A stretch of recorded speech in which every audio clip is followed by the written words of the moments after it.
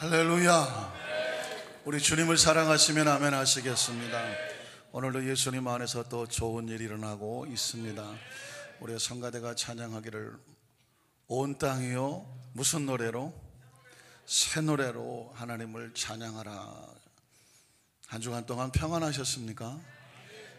크게 아멘 하실 분도 계시겠지만 가슴 아프고 눈물 나고 두렵고 떨리고 아프고 힘든 그런 일들이 우리 삶의 현장 가운데 여전히 도사리고 있는 것, 경험하고 있는 것 피할 수 없는 일이겠죠. 그럼에도 불구하고 하나님 우리에게 또 새로운 노래로 기쁨으로 하나님을 찬양하라. 이유는 무엇일까요?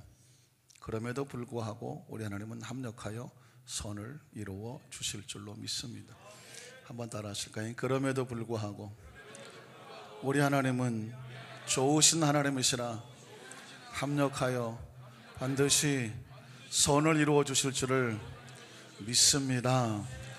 기억하십시오. 지금 우리 눈에는 잘 안 보여요. 그러나 하나님 마침내 아하 그랬구나, 이래서 하나님께서 이렇게 하셨구나, 반드시 우리 모든 성도님들에게 합력하여 선을 이루시는 그날 그 축복을 겪게 하실 줄로 믿습니다. 잠시 기도하겠습니다. 좋으신 하나님 아버지 감사합니다. 날마다 새노로와 또 하나님 온 전심을 다해 하나님을 찬양하며 경배하라고 명령하셨으니 하나님 좋은 일은 좋아서 감사하고 힘들고 어렵지만 그럼에도 불구하고 또 감사합니다.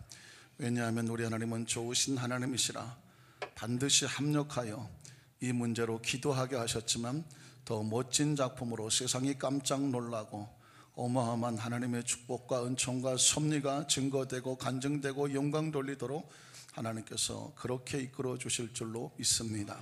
상한 마음 위로하시고 싸매어 주시옵소서. 용기를 주시옵소서. 원치 않는 죄에 무너진 심령이 있다면 참회하고 돌이키고 회개하고 다시 일어섭니다. 주님 십자가 보혈로 정결케 하여 주시옵소서. 하나님의 아이디어가 떠오르게 도와주시고 하나님의 붙잡아 주시고 안아주시고 손잡아 주심이 오늘 이 시간 말씀과 기도와 찬양 가운데에 폭포수같이 쏟아지게 하여 주셔서 은혜와 감격과 기쁨과 감사로 하나님께 영광 돌리게 하여 주시옵소서. 예수님 이름으로 간절히 기도드리옵나이다. 아멘. 한번 따라 하실까요? 내가 주인인가? 주님이 주인인가? 이런 제목으로 말씀의 은혜를 나누기를 원합니다. 우리나라 역사를 보면 시대마다 유머가 조금씩 달라졌는데 바로 시대의 상을 유머 속에서 발견하게 되죠. 유신시대 때 유행했던 유머 시리즈 가운데는 참새 시리즈가 있었다고 하더라고요. 기억하십니까? 어느 날 참새 두 마리가 전깃줄에 앉아 있었는데 포수가 빵 하고 쐈어요. 그 중에 한 마리가 맞았어요. 그런데 자기만 맞고 떨어지다 보니까 너무 억울한 거예요. 그래서 아저씨 왜 나만 쏴요? 쟤도 쏴요. 그랬더니 전깃줄에 있던 남아있던 참새가 말하기를 아저씨 쟤 아직 안 죽었어요. 한 방 더 쏘세요. 사실 참 공포스러운 시대적인 상 속에서 어떻게든지 나는 살아야 되겠는데 또 어떤 경우엔 나만이 억울한 일을 당하면 안 되겠는데 하면서 어떤 시대적인 상황이 그런 유머를 통해서 나오기도 하죠. 또 5060 때 한창 말이 잘 통하지 않던 시대에는 사오정 시리즈라는 것도 있었습니다. 혹시 기억하십니까? 선생님이 학생들을 모아놓고 공기는 영어로 에어라고 한다. 다 같이 따라하세요. 에어. 안 따라하시네. 그랬더니 그러면 물은 뭐라고 하느냐? 물은 뭐라고 할까요? 워터 이거 하려고 그러는데 갑자기 사과정에 손을 싹 들더니 물은 셀프입니다. 이거 웃으시네. 지금 동문서답을 하고 있는 시대적으로 서로 참 말이 통하지 않는 가슴 아픈 것들을 그런 식으로 또 유머로 풀기도 했었다는 거죠. 그 다음에 나왔던 유머 하나가 입 큰 개구리 시리즈가 있었습니다. 어느 목욕탕 앞에 갔더니 입이 큰 동물은 떼를 밀어줍니다. 입 큰 개구리가 입 하나 큰 건 내가 자신 있다. 목욕탕에 들어갔다 그날 하루 종일 떼를 밀어주고 나왔다는 것입니다. 왜 가봤더니 하마가 단체로 와서 목욕을 하더니 자기가 큰 줄 알았더니 하마는 더 큰 거예요. 그래서 다음에 성형외과에 가서 최대한으로 찢어서 그 목욕탕을 또 갔대요. 그랬더니 그날도 가서 하루 종일 때만 밀어주고 왔어. 그날은 악어가 단체로 목욕탕에 왔다 그래서 시대적으로 뭔가 자신의 어떤 정체성을 찾아보려고 하는데 참 힘에 붙여서 안 되는 그래서 늘 당하고 있는 그런 시대, 그런 어떤 유머가 바로 입 큰 개구리 시리즈인데, 가끔 성가대에서도 나와요. 성가대에 입 큰 개구리가 하도 떠들어서 지휘자님이 야, 너 입 크네, 조용히 해. 그랬더니 갑자기 입 큰 개구리가 입을 쪼그렸더니 악어를 향해서 너 조용히 하래. 자기 자신의 어떤 것은 잘 감추고 어떤 다른 사람을 향하여 어떤 비난하고자 하는 책임을 전가하고자 하는 그런 내용들이 유머가 그냥 웃고 지나가는 것 같지만 굉장히 심리적인 묘사가 들어가 있기도 합니다. 그래도 입 큰 개구리 하나가 히트를 쳤죠. 공중을 나는 시리즈가 있었잖아요. 저는 그 얘기를 듣고 제 머릿속에 평생에 잊어버리지 않으려고 하는 겁니다. 기억하십니까? 입 큰 개구리 한 마리가 하늘을 날 아이디어를 얻었습니다. 그래서 어떻게 합니까? 막대기 하나를 가져가서 학에게 이쪽 끝을 물어달라고. 그럼 내가 이 나머지 끝을 물겠다고. 입 하나는 크니까. 그래서 학이 날면 누구도 날아요? 개구리도 나는 거예요. 기가 막힌 아이디어죠. 그래서 학이 참 어마어마한 아이디어. 그래 한번 날아보자. 그래서 학이 막대기를 물고 날았고 입 큰 개구리가 한쪽을 물고 나서 역사상 처음으로 개구리가 하늘을 날았단 말입니다. 그때 많은 땅에 있던 개구리들이 뭐라고 그랬어요? 이야, 기가 막히다. 저런 기가 막힌 생각을 누가 했을까? 그런데 입 큰 개구리가 이게 입이 근질근질거려서 입을 열면 절대로 안 된다고 하는 신신당부 얘기를 들었지만 내가 하고 싶었다는 이게 입이 근질근질, 결국은 이 바보 멍텅구리 같은 깨구리들아, 이런 어마어마한 아이디어를 누가 발견했느냐, 누가 생각했느냐고? 내가 하는 순간에 그만 바로 수직 낙하를 해갖고 그날로 동사무소에 사망신고를 했다. 여러분, 신앙적으로 보면 굉장히 웃고 넘길 이야기가 절대로 아니거든요. 이 땅의 삶을 살아가는 것은 마치 학이 물고 있는 나무를 물고 있는 입 큰 개구리와 같아요. 우리의 삶의 모습은 우리가 스스로 살아가는 존재가 절대로 아니라는 것입니다. 하나님의 은혜로 살아가는 존재예요. 그래서 철저하게 하나님의 하나님 되심, 하나님의 주인 되심을 고백하지 아니하고 내가 내 인생의 주인입니다 라고 내가 하는 순간에 그 삶은 수직 낙하를 할 수밖에 없는 아주 기가 막힌 영적인 메시지가 담겨져 있습니다. 제가 그 이야기를 듣고 나서부터는 내 마음속에 절대로 하나님 내 안에 내가라고 하는 소리가 이것이 내 입술을 통해서 튀어나오지 아니하도록 우리의 심정을, 나의 심령을 붙잡아 주시옵소서. 여러분, 성경은 우리에게 강력하게 하나님과 우리의 서열이 어떤 것인 것을 보여주고 있습니다. 이 서열이 무너지면 아까 말씀드린 것처럼 나무를 놓아버린 입 큰 개구리처럼 그의 삶은 그 모든 은혜와 축복으로부터 단절되기 때문에 그렇습니다. 우리 첫 번째로 내가 주인의 삶이 되는 모습의 모습과 결과의 모습을 한번 살펴보겠습니다. 하나님께서 아담과 하와의 모습을 보여줄 때에 하나님께서 주인이 되면 이런 축복이 있다라고 말씀해 주셨습니다. 여러분, 창세기 2장 15절을 보면 야훼 하나님이 그 사람을 이끌어 에덴 동산에 두어 그것을 경작하며 지키게 하시고, 굉장히 평범해 보이죠? 그냥 다 아시는 이야기 같죠? 그런데 이 말씀 속에 하나님의 주인 되심을 선포하고 있습니다. 야훼 하나님이 그 사람을 이끌었다고 하고 있습니다. 누가 주인입니까? 하나님이 주인이죠. 누가 서열이, 지금 누가 이끌고 있습니까? 하나님이. 스톱 시켜놓으세요. 가라고 하면 가세요. 내가 주인, 내가 하면 큰일 나겠죠. 야훼 하나님이 그 사람을 하나님이 지금 아담을 이끌어가고 있습니다. 에덴 동산에는 아담이 들어갔습니까? 하나님이 이끌어가게 하셨습니까?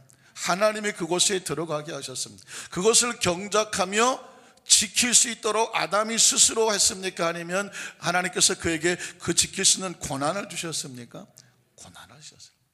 자, 사라져도 괜찮아요. 네. 자, 그러니까 하나님께서는 지금 우리에게 무슨 얘기를 하고 있느냐면 에덴 동산의 축복의 모습을 통해서 하나님의 주인 되심을 선포를 하고 있습니다. 자, 그 에덴 동산을 누릴 수 있는 축복에 대한 원칙도 스스로 만든 것이 아니라 주인이 주는 것입니다. 16절로 17절을 보면 야훼 하나님이 그 사람에게 뭘 하셨습니까? 명령했다고 말하고 있습니다. 명령은 누가 하는 것입니까? 주인이 하는 거예요. 주인이 이렇게 하라고 명령할 수 있는 권한을 가지고 있습니다.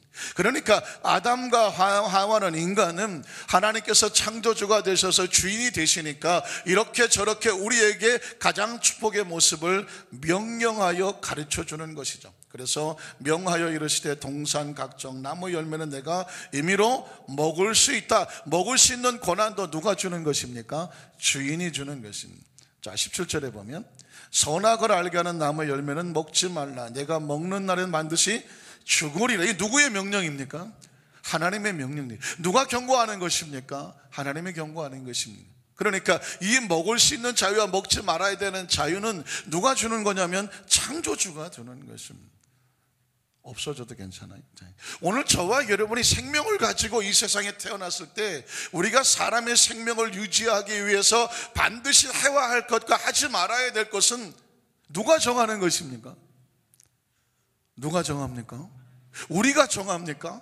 우리가 정해서 우리 마음대로 했다가는요 큰일 납니다. 아무리 용기 백배하다고 해서 불 속에 뛰어들어간다든가 아주 추운 데 가서 몇 시간씩 자신의 몸을 방치한다든가 자신의 인내력을 자랑하기 위해서 40-50일씩 음식을 안 먹고 물을 안 먹고 버틴다든가.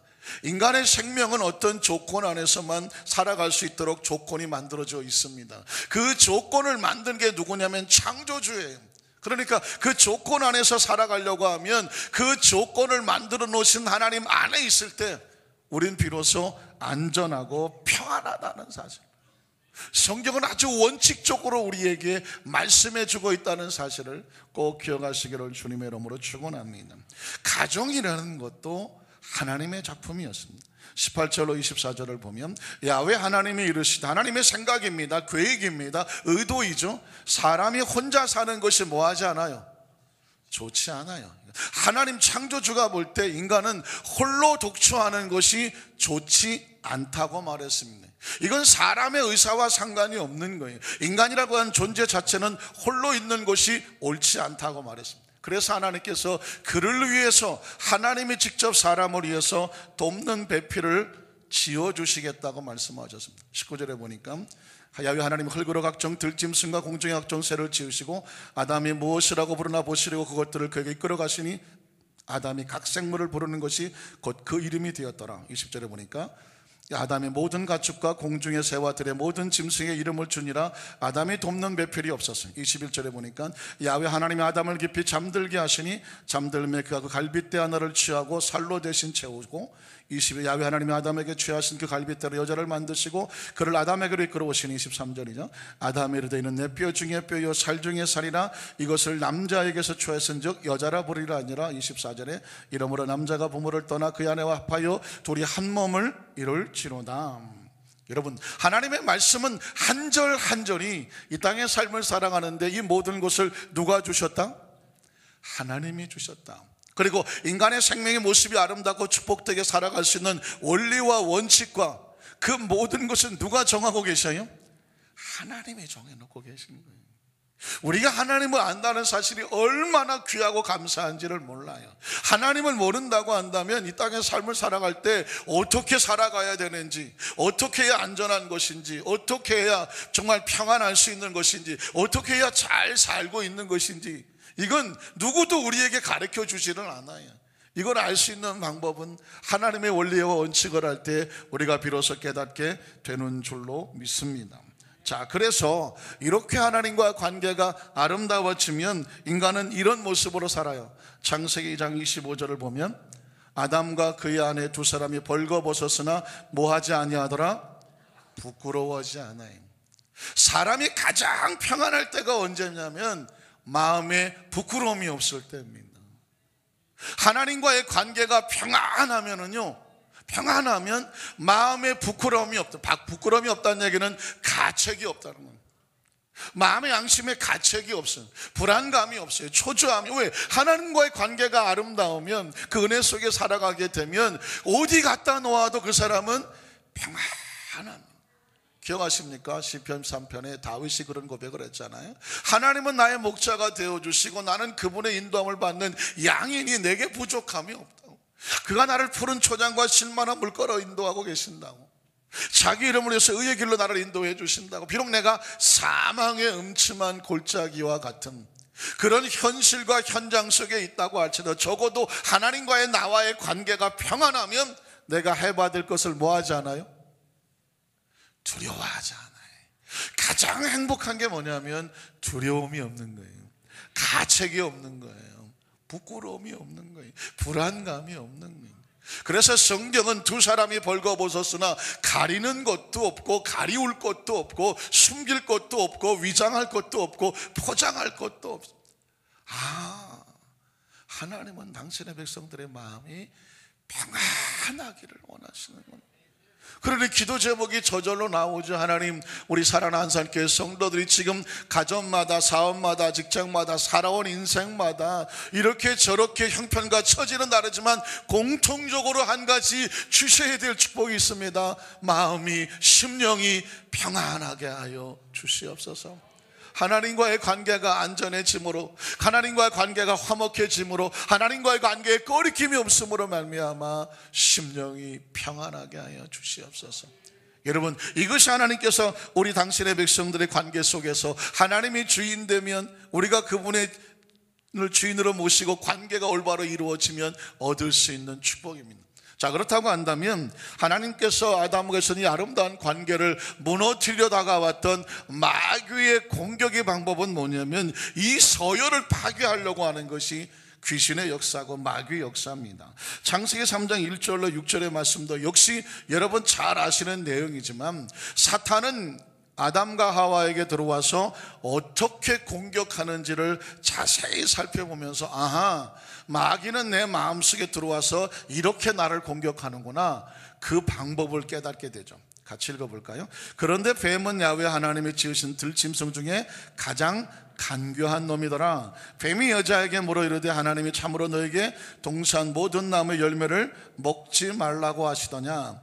여자가 뱀에게 말하되 동산 나무 열매를 우리가 먹을 수는 있으나 동산 중앙에 있는 나무 열매는 하나님의 말씀에, 자, 하나님의 말씀이 주인의 말씀에 너희는 먹지도 말고 만지지도 말아라, 너희가 죽을까 하노라 주인이 말씀하셨습니다. 그러자 뱀이 여자에게 말하되 너희가 결코 죽지 않는다. 자, 하나님의 주인이 하는 말씀이 거짓말이라고 말합니다.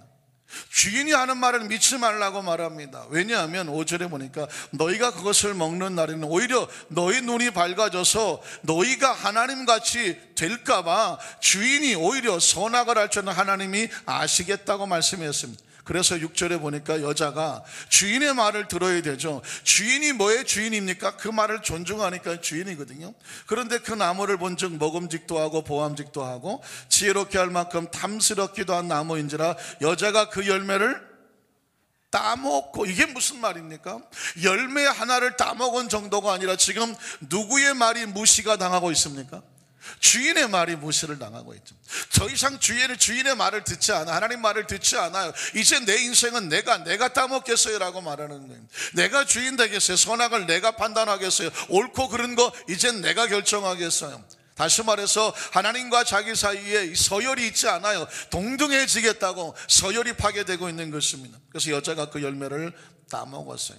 자기와 함께 있는 남편에게도 주매 그도 먹었다고 말하고 있습니다. 그래, 그까지 선악과 하나 따먹은 게 뭐가 그렇게 대수냐? 하나님과의 관계에 서열이 무너졌다고 말해서 더 이상 하나님이 주인이 아니에요. 말씀이 무시되고 있어요. 그러면 어떤 결과를 가져오게 될까요? 7절에 보니까 바로 찾아오는 결과인데요, 이에 그들의 눈이 밝아져서 자기들이 벗은 줄을 알고 무화과 나무 잎을 엮어서 치마로 삼았더라. 무슨 얘기를 하고 싶습니까? 자신의 부끄러움을 알고 감추기를 시작했다는 것입니다.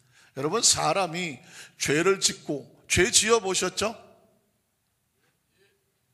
저만 죄를 져봤는 것 같은, 아무도. 여러분, 죄를 짓는 순간에 그 감정을 기억하십니까?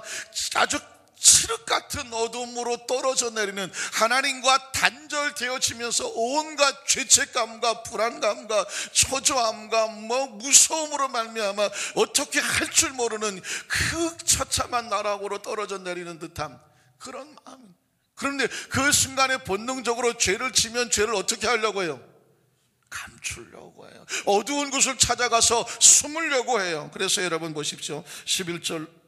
8절로 10절에 보면 이렇게 말하고 있어요. 그들이 그날 바람에 불 때 동산에 거니시는 야훼 하나님의 소리를 들었습니다. 아담과 그의 아내가 야훼 하나님의 얼굴을 뭐하게 돼요? 피하게 돼요. 죄를 지으면 빛 앞에 나올 수가 없어요. 그래서 가책이 되고 두렵고 무섭고 떨리니까 숨어요. 더 깊숙이 아무도 없는 곳으로 숨으려고 해요. 아담과 하와는 지금 하나님의 가까이 오시는 소리를 듣고 하나님의 얼굴을 피했어요. 그리고 정말 동산 나무 사이에 어떻게 하고 있습니까? 숨었다고만. 왜 숨었어요? 두려워서요. 가책이 돼서요. 무서워서요. 떨려서요. 감히 나갈 수가 없는 거예요. 자신이 어떤 부끄러움들이 드러날까 봐 숨을 수밖에 없는 거예요. 결국 그래서 어떻게 됩니까? 11절로 14절에 보면 이 사람들은 자신의 죄를 인정하고 싶지 않기 때문에 다른 사람의 핑계를 대기 시작하죠. 이르시되 누가 너의 벗었음을 내게 알렸느냐? 내가 내게 먹지 말라 명한 그 나무 열매를 내가 먹었느냐? 이건 뭐냐면 회개할 수 있는 기회를 주는 거예요. 하나님, 내가 잘못했습니다. 내가 잘못 알고 속았습니다. 내가 돌이켜옵니다 라고 해야 되는데, 죄가 남아있는 사람은 절대로 죄를 쉽게 인정하지 않아요. 12절에 보니까 그래서 아담이 이르되 하나님이 주셔서, 자, 원망과 화살을 하나님께 돌리고 있죠. 하나님이 주셔서 나와 함께 있게 하신 그 여자가, 하나님이 안 주셨으면 내가 안 먹었을 텐데 그 여자가 그가 그 나무 열매를 내게 줌으로 내가 헐 수 없이, 그런 말은 없지만 헐 수 없이 내가 먹었습니다. 누구 잘못이라는 거예요? 여자에게 핑계를 대고 있고 하나님에게 핑계를 대고 있습니다. 13절에 보니까 야훼 하나님이 그러면 여자에게 물었으면 내가 어찌하여 이렇게 와였느냐? 여자가 이르되 하나님이 지어놓은 저 뱀이 나를 꿰물어 내가 먹었습니다. 역시 여자도 자신의 잘못을 인정하려고 들지를 않습니다. 14절에 보니까 야훼 하나님이 뱀에게 이르시되 내가 이렇게 하였으니 내가 모든 가축과 들의 모든 짐승보다 더욱 저주를 받아 배로 다니고 살아있는 동안에 흙을 먹을지니라. 무슨 소리를 하고 싶어 합니까? 하나님을 놓아버린 존재는 그가 누가 됐든지 간에 하나님이 원래 주신 축복이 어떻게 돼요? 단절될 수밖에 없음을 말하는 것입니다.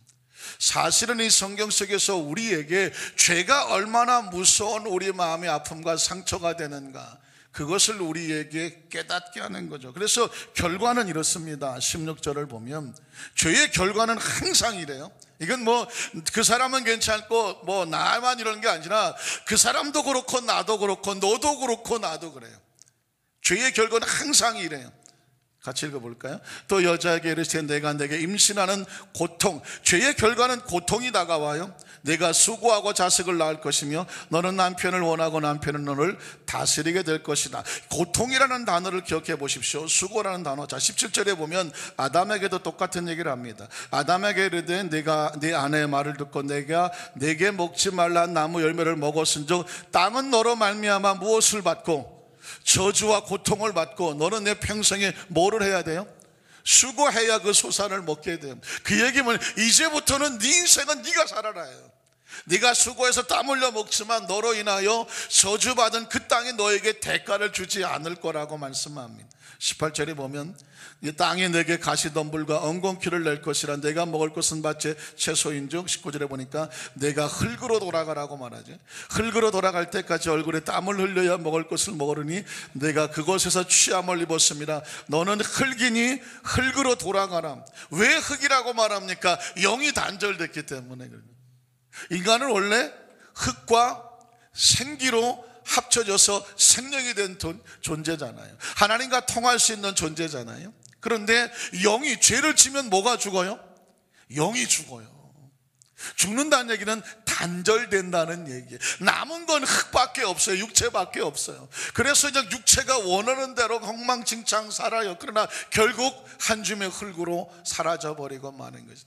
인생이 살려면 영이 회복이 돼야 되는데 영이 회복이 되려면 하나님과의 관계가 회복이 돼야 되는 것입니다. 결국 어떻게 됩니까? 창세기 3장 21절 24절에 보면 모든 죄의 결과는 이렇습니다. 야훼 하나님이 이르시되 보라, 이 사람이 선악을 아는 일에 우리 중 하나같이 되었으니 그가 그의 손을 들어 생명나무 열매도 따먹고 영생할까 하노라 하시고, 23절 야훼 하나님이 에덴 동산에서 그를 어떻게 합니까? 네 번. 우리가 제일 두려워해야 될 단어가 뭐냐면 하나님과 단절되는 거예요. 하나님과 단절되는, 하나님과 우리를 단절시키는 게 죄라는 거예요. 그래서 유혹에 빠지고 죄에 빠지게 되면 하나님과 우리가 단절되는데, 다시 아담과 하와가 죄를 지음으로 말미암아 에덴 동산에서 나가게 되잖아요. 단절되게 되는 것이, 공급이 끊어지는 것이에요. 그래서 그의 근원이 된 땅을 갈게 하시니라. 24절에 보면 이같이 하나님이 그 사람을 쫓아내셨다고 말하고 있습니다. 하나님의 축복은 지켜내야 되는 것인데 하나님과 단절이 되어지면 누릴 수가 없는 거죠. 에덴 동산 동쪽에 그룹들과 둘이 도는 불칼을 두어 생명나무 길을 지키게 하시니라. 여러분, 왜 아담과 하와의 스토리가 우리 머릿속에 절대로 지워지면 안 될까요? 또 목사님이 제가 지워버릴만 하면 또 얘기를 할까요? 왜냐하면 이 이야기를 통해서 반드시 하나님의 축복은 지켜내야 된다는 의식이 우리의 뼛속에 박혀 있어야 돼요. 이걸 통해서 철저하게 우리 마음의 교훈을 세워놓고 내가 또다시 이런 상황이 되지 않겠다고 하는 마음의 결단과 작정이 있지 아니하면, 돌아서면 아담과 하와 이야기는 누구 얘기가 될까요? 나의 이야기가 돼요. 최근에 보면 징비록이라고 하는 임진왜란 때에 재상을 지냈던 유성룡이라고 한 사람이 쓴 징비록이라고 하는 책이 있습니다. 아마 곧 드라마도 나온다고 하고요, 여러 출판사에서 이 징비록에 대한 책이 막 쏟아져 나온다고 하는 자료를 보게 되었습니다. 그 징비록이라는 것은 뭐냐면 임진왜란 때 처참하게 우리나라가 일본에게, 외국에게 고통을 당하고, 그 당시 이 유성룡이라는 사람이 재상이었어요. 명나라 장군의 무릎을 꿇고 매달리면서 제발 이 땅에서 왜구를 몰아달라고 사정을 했지만, 그 명나라 장군은 뭐라고 말하냐면 니네들이 하라고. 그 바람에 처참하게 무너지는 그 아픔을 겪고 나서 당시 재상이었던 이 유성룡이라는 사람이, 징이란 뭐냐면 과거에 실패한 것을 징계하고 미래를 대비하자고, 그렇게 그 당시 상황을 갖다가 자세히 써놓았던 책이 징비록이라는 거예요. 잘 보세요. 과거에 실패한 것을 그냥 잊어버리지 말라. 철저하게 뭘 잘못됐는지 알고 깨닫고, 그래서 이제 다시 미래를 뭐 해야 된다? 대비해야 된다.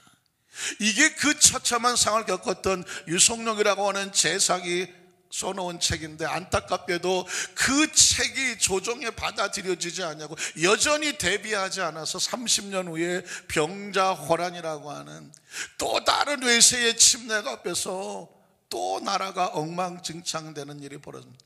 시대가 이미 수백 년이 지난 이때에 또다시 이때 징비록이라고 하는 책, 그리고 그 드라마가 우리 앞에 이제 펼쳐지려고 하고 있습니다.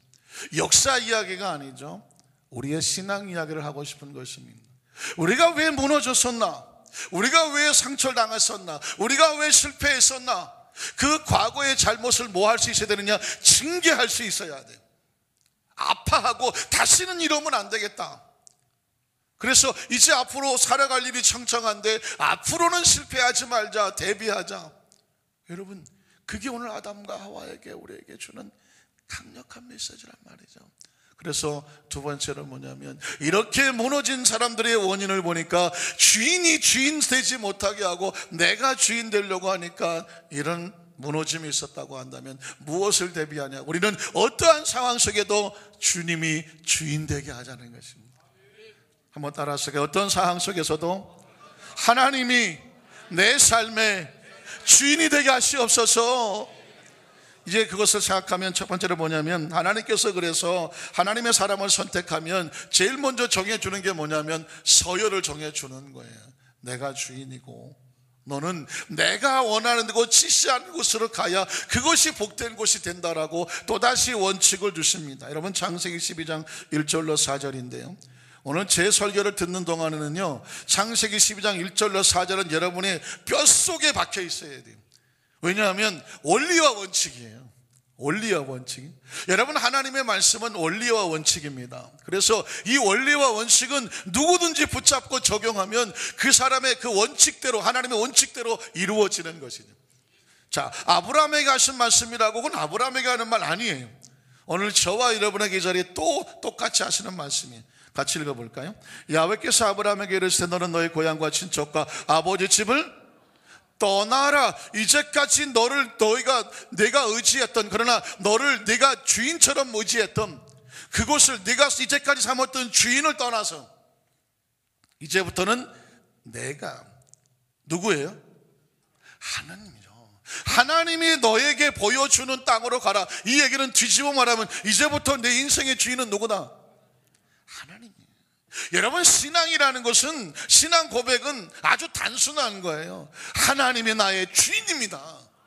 말씀해 주십시오. 주인 되신 하나님 말씀대로 내가 순종하겠습니다. 이 원칙이, 이 질서가, 이 서열이 정해지는 것이 신앙생활이에요. 그래서 2절에 보면 하나님께서, 주인 되신 하나님께서 내가 너로 큰 민족을 이루고 내게 복을 주어 내 이름을 창대하게 하리. 너는 복이 될 것이다. 왜 이런 복을 주세요? 하나님 우리의 누구이시니까? 주인이니까. 주인이 자기 소유를 위해서 이렇게 하시겠다는 거예요. 이게 아니면 해석이 안 되는 거잖아요. 3절에 보니까 너를 축복한 자에 내가 복을, 왜? 내가 주인인데 내가 소유한 자에게 복을 내려줘. 축복한다면 내가 복을 주는 거죠. 우리를 저주하는 자에게 왜 저주를 받아요?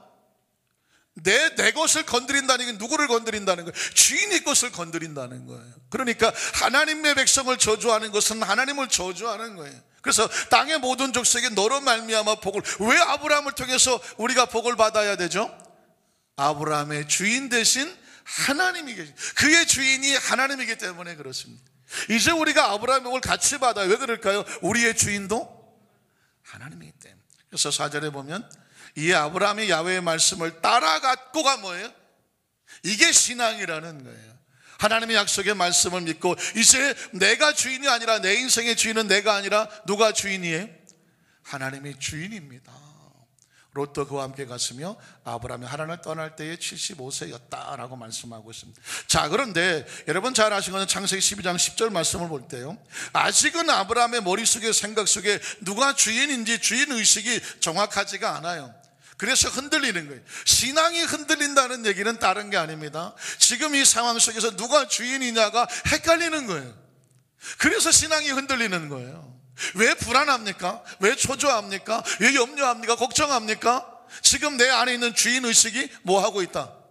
흔들리고 있어서 그래요.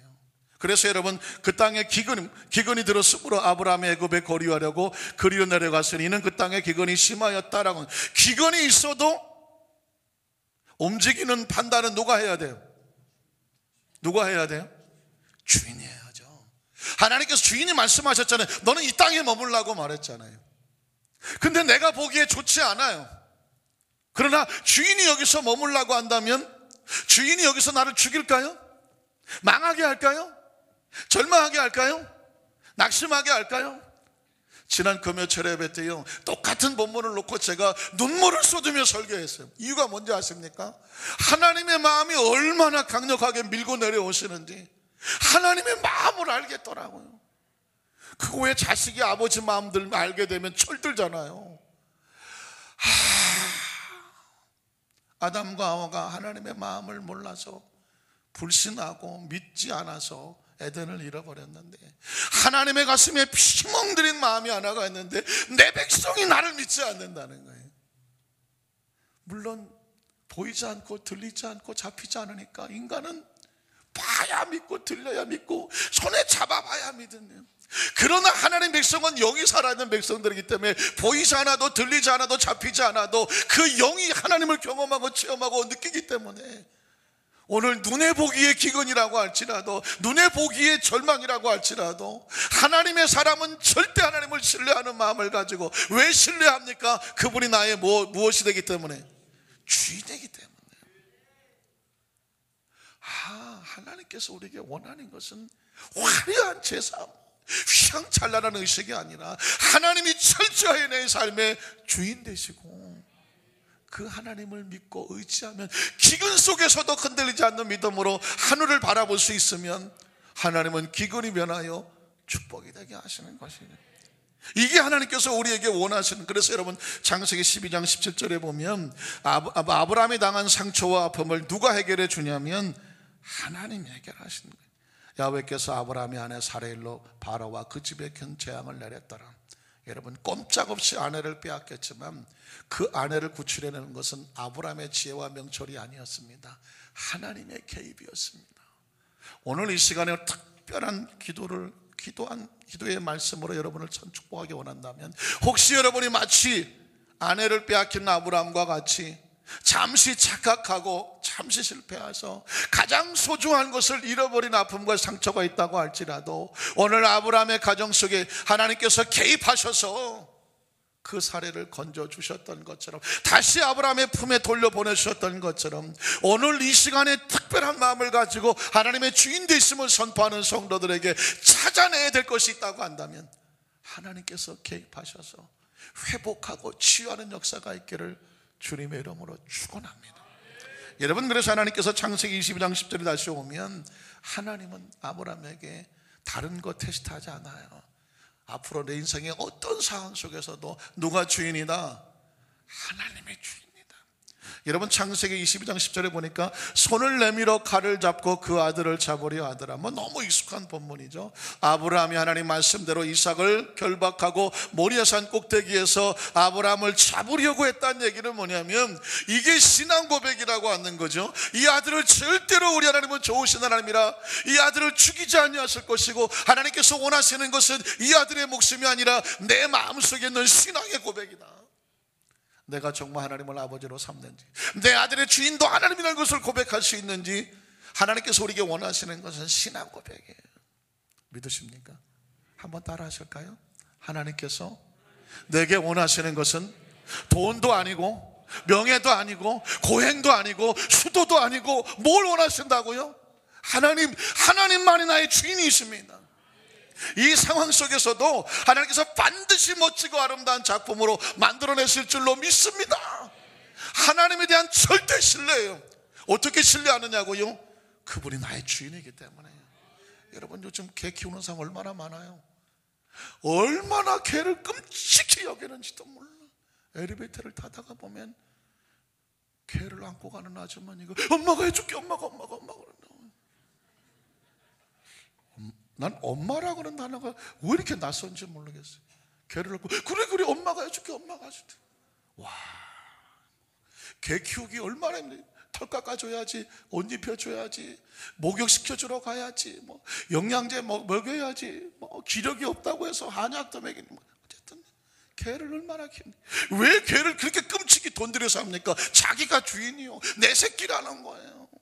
여러분, 어떤 주인의식이라는 건 굉장히 중요해요. 성경에 하나님은 자기 백성을 얼마나 끔찍히 여기는지 몰라요. 믿으십니까?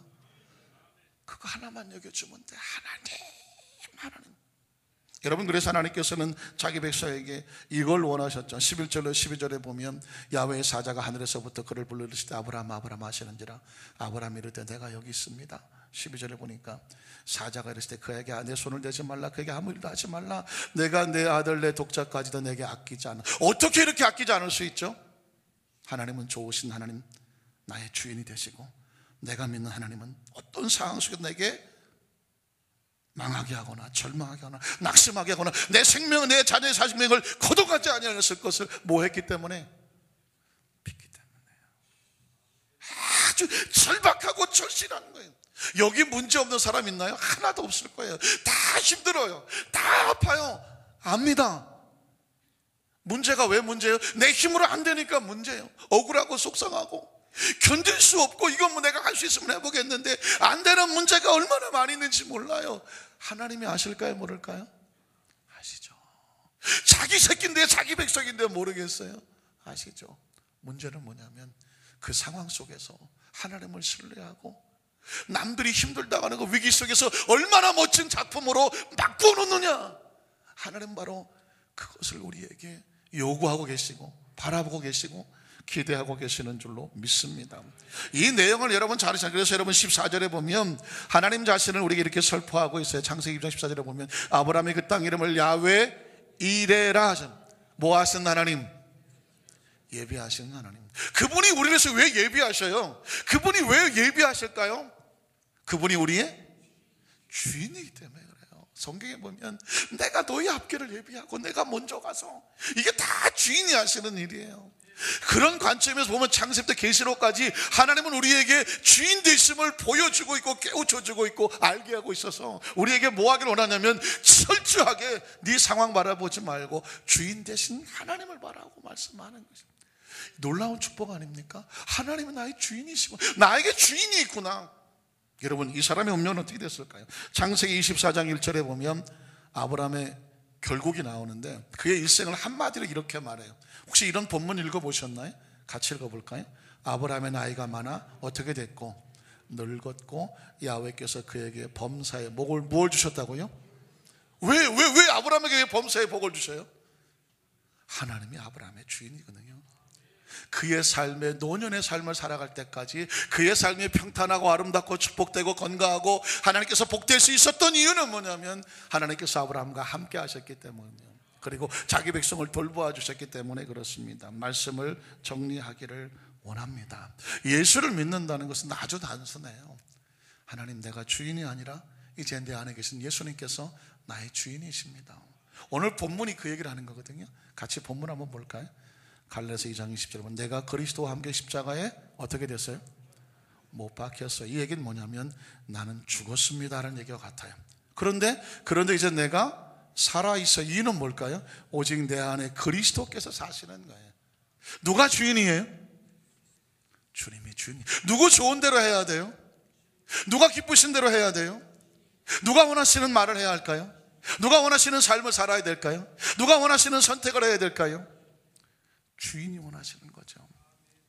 오직 내 안에 그리스도께서 사시는 것이다. 이제 내가 육체 가운데 사는 것은 나를 사랑하사 나를 위하여 자기 자신을 버리신 하나님의 아들을 믿는 믿음 안에 사는 것이다. 예수님을 그대로 믿으시면 아멘 하시기를 바랍니다. 그 주인 앞에 와서 자신의 죄를 자백하고 용서하여 하나님 은혜 얻기 원하는 성도들에게 그 피를 자신의 피를 흘려서 그 죄를 씻겨주셔서 회복해 주기를 원하는 거예요. 이건 우리가 원하는 것이 아니라 자기 자식이 나가서 흙을 묵혀오고 진흙탕에 나가 들어오면 부모는 아이를 씻기기를 원하잖아요. 세상의 죄 가운데 넘어진 사람이 하나님 안에 들어오면 하나님 아들 예수님의 보혈 통해서 주님이 씻겨서 용서하고 깨끗해 하기를 원하는 거예요. 하나님의 성령을 보내주셔서 능력 있고 지혜 있는 존재가 되기를 하나님이 주인이 원하시는 거예요.